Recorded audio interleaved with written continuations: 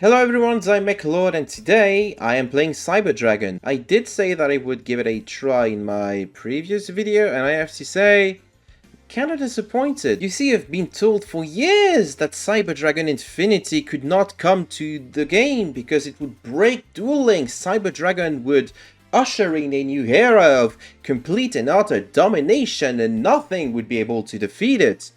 But the reality is, this deck's kind of mid. First and foremost, I have to give another shout out to Rajan, who wrote a really helpful introduction to Cyber Dragons for Duel Links meta. I will link the article in the description of this video, and I do recommend that you give it a little read if you're interested.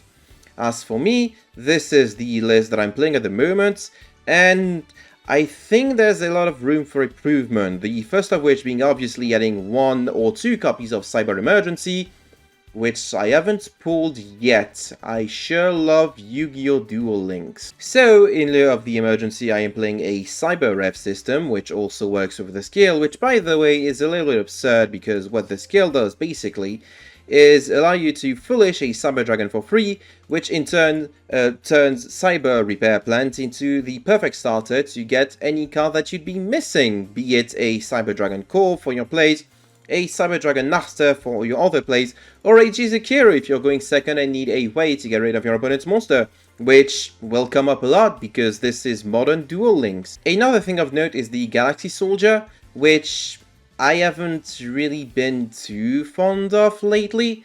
I've played with it and it's like, wow, it's so good. This guy is basically a 1 card and a half infinity, but the reality of it is you're going -2 just to make a Nova, which this archetype has no troubles making, especially with the new skill. So I would recommend not playing the Galaxy Soldier and playing literally anything else. Let's say a 3rd copy of Book of Eclipse or a 2nd Barrage Blast. Actually, let me do both. Barrage Blast, by the way, really helpful when it comes to having a way to deal with your opponent turn 1, Forbidden Chalicing you Cyber Dragon Infinity, which is going to happen a lot, by the way. What else is there to say? It's Cyber Dragons. You probably have seen so many other videos talking about how great this deck is and how amazing and how it's so powerful, blah blah blah. I'm offering a budget-ish version for y'all to give a try before you fully commit to getting your maybe, I don't know, 2nd or 3rd copies of Cyber Emergency, which by the way, you don't need 3 copies of. Not sure what else I can add, you know, this is a hard once per turn, so be careful about that. You probably don't need 3 Cyber Dragons. You can play the evil Cyber Dragon if you'd like. I don't mind. This is a really cool send target off of the Chimera Tech Rampage Dragon, which by the way, I probably don't need to be playing 2 Rampage Dragon, right? I could cut 1 and put another rank 5 machine, the wind-up guy maybe, then something. But I don't know, I just like having Chimera Tech Rampage Dragon nearing close to my heart. It feels very comforting. Anyway, it's my turn to showcase some really cool replays of people that did not immediately concede upon being faced with a Cyber Dragon player. So here we go. This first replay is going to be against everyone's favorite deck, Lyrilusc. It's a good thing that the ban list took care of this deck in the previous formats for the upcoming KC Cup, isn't it? Anyway, I'm going first. I'm going to get to showcase the really cool combos you can do with this deck. So first and foremost, skill activation. I'm going to send a Cyber Dragon in order to then activate Cyber Repair Plant by my opponent as a DD Crow. They think it's going to prevent me from resolving the Cyber Repair Plant, but it doesn't. And I still have the Master, which I can pitch the Cyber Dragon for, and then bring back the Cyber Dragon, and then make them both 5 with my skill. And suddenly, here's a Nova. Wow, Cyber Dragon Nova hits the field. And then Cyber Dragon Nova becomes Cyber Dragon Infinity. And that's basically CDI set to pass. Note that the Cyberlight Fusion is live because it uses monsters on the field and in the Banish Zone. So I can technically summon Chimera Tech Rampage Dragon during my opponent's turn. By the way, I'm playing Chimera Tech over Dragon. Don't actually play. I cut this card out from later versions of the deck because this guy never comes up and it's just really bad. It's a really bad card. Anyway, opponent's gonna draw on the Cosmic Cyclone and get rid of my fusion thing. It's fine, I don't really care. Turquoise Warbler, sending Celestial Wagtail. Why is Lyrilusc getting a skill? Why doesn't Lyrilusc have a thing on their skill that says your starting hand is one less card, right? That'd be a fun way to balance it. You know, because that's what they did to battling boxes for some reason. You know the battling boxes skill? That's like, what was it called? Yumi, what's the battling boxes skill called? She doesn't know. The one that puts a, I think, glass jar in your grave for free. You have a open hand of one less card. Why isn't it the case for Lyrilusc? I think that's a lot of problems with this deck.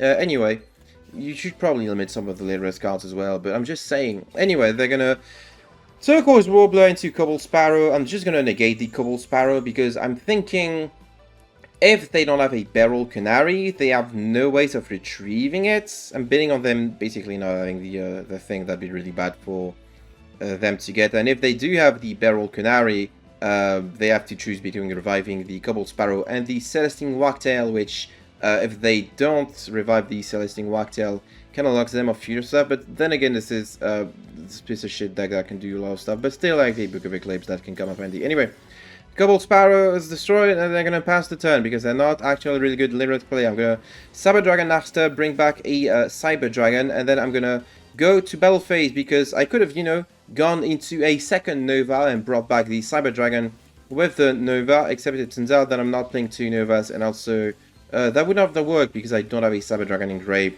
You need a Cyber Dragon engraved to activate the Nova effect to revive the Cyber Dragon. You can't just detach with no target, right? Anyway, you can revive the target that you detach there. That's kind of weird. Anyway, Naxter is bigger than this piece of shit, so I just get to destroy it and then attack directly for lethal. Wowee, what a fun game this was. Of Yu-Gi-Oh! Duel Links. In the year of our Lord 2024. I forgot the year for a second. This one is gonna be against another deck that's really powerful and convincing. Just kidding. It's late month ladder. I don't have any good opponents, so I'm gonna be playing against 30 cards Lunalights. 30 cards Lunalights, everyone. And this one has a really funny lesson for y'all. I'm going first, because of course I am sent Cyber Dragon, Cyber Repair Plant gets the Naxter. Once again, this time I'm going to be able to do two negates because of how this setup works. So I'm going to be able to showcase the cool setup where I revive the Cyber Dragon, use the skill. I put everything in defense because I'm scared of Leo Dancer, basically. Not that it's going to matter. Bring the Nova. Nova is going to bring back a Cyber Dragon, which actually I can't make anything of, but that's fine. Cyber Dragon Infinity is here in defense position, set to pass. So that's, you know, potential back row disruption. You never know, that could be useful. They're gonna MST, destroying their own Lunalight Serenade Dance, which they can then banish from their graveyard and pitch a card in order to special a Kaleido Check. Which, why would they do that when they already opened Kaleido Check? What's the point of that? I don't get it.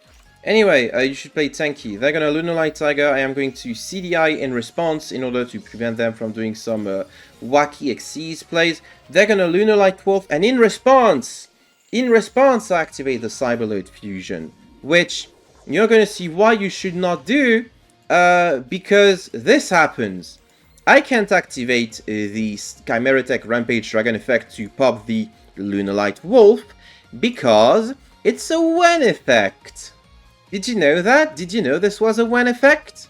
So it missed the timing. Yu-Gi-Oh's greatest rule, missing the timing.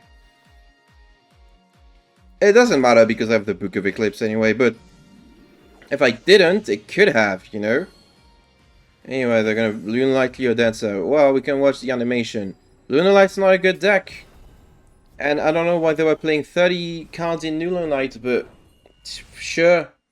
They did open a pretty good hand for like a pile of 30 cards. Oh no, Kaleido Chick is gonna prevent me from activating stuff in battle. It doesn't matter if everything gets Book of Eclipsed. It literally doesn't matter. Anyway, they're gonna draw two and pass the turn. I'm gonna draw a Galaxy Soldier, which is bad. It's a really bad top deck and another reason to not play this garbage card ever. But thanks to my Chimeratech Rampage Dragon, I can foolish a Cyber Dragon Hertz. And the Earth is going to get me a Naxter, which is pretty cool. It can get a Cyber Dragon from deck or graveyard, and Nasta is considered as Cyber Dragon in the graveyard, which is cool. Anyway, Nasta is going to... I don't even have to pitch anything. I'll just normal summon it, bring back Cyber Dragon, and then make the new Cyber Dragon Seeger, which a really cool card. Boosts the attack of the Chimera Tech Rampage Dragon by 21 and allows it to attack thrice for lethal. This is a very common lethal setup in this deck, and it works in a funny way because you read Seeger and it's like neither player takes battle damage from attacks involving this monster, but actually players do take battle damage from attack involving this monster. And I mean, I guess this monster is the Cyber Dragon Seeger in this scenario, and not... The Yu-Gi-Oh's terminology is so fucking complicated. Why don't they just say Seeger's name because Cyber Dragon won field graveyard? If Seeger has not declared an attack, you know, like I don't know. It's stupid. Yu-Gi-Oh's rules are so silly. Anyway, that was a really cool win, wasn't it? Anyway, that was Cyber Dragons. Did you see that Ghost Tricks won a tournament, by the way? I'm saying that because, to my knowledge, Cyber Dragons do not have any tourney tops at the moment. This could change because the box is very recent, but I think a lot of people calling it the best deck are just like blowing it out of proportion. This deck is like... It's not a bad deck, but it feels very limited in what it can do. For what it's worth, I think like Predaplants is the more interesting deck out of the box, and the reason why I am going deep into this main box, despite my initial reservations. Thank you, Playmaker. This is entirely Playmaker's fault. I'm calling out Playmaker for this exact scenario in which I'm in which I have to dig into a box that I don't like just because there's one deck that I think is going to be really cool. Predaplants looks really cool. I wish I could finally build it. I haven't pulled a single Scorpio yet, and I think I've one Blind Wisp. Thank you, Playmaker. Anyway, this is a video about Cyber Dragons. Dex is mid. That's my review of it. Do you agree or disagree? Let me know in the comments of this video. Thank you for watching this video, by the way. Thank you in particular to Dingo, Stylish Boy, Zero, Zinnia, Jimmy, and Yannick for their support and donations on Ko-fi. And I'm gonna try and build Predaplants, and I'm gonna have a lot of fun because I like plants, carnivorous plants. Man-eating, well, they don't eat man. Look forward to Predaplants, everyone. And maybe Ghost Tricks. Probably not Ghost Tricks. So thank you once again for watching. Take care, everyone, and I will see you all next time.